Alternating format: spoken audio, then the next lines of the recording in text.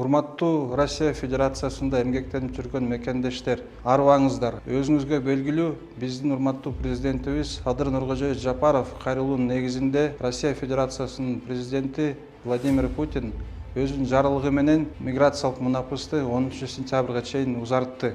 Бүгүнкү күндө Россияда кара тизмеде расмий тилинде реестр контролируемых лиц 113 000 кыргыз жарандар бар. Жылдын башынан бери болгону 7 000 кыргыз жараны өзүн мыйзамдаштырыптыр. Салыштыруу үчүн азыркы мезгилде Россия Федерациясында өзбек жарандар 48 000 адамы мыйзамдаштырылыптыр. Ошондой эле таджик жарандар 20 000ден ашыптыр.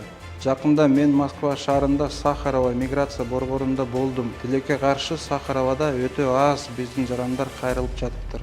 Урматтуу мекендештер, тез арада эртеңки күнгө калтырбай Сахаровадагы миграциялык борборго барып, же жашаган жердеги ички иштер бөлүмүнө ошондой эле бара аласыңар. Ошол жерде дактилоскопия жана медикалык каттоодон өтүп, эмгек келишимди узартып, миграциялык картаны мыйзамдаштырып, каттоодон өткөнгө өтүнөм.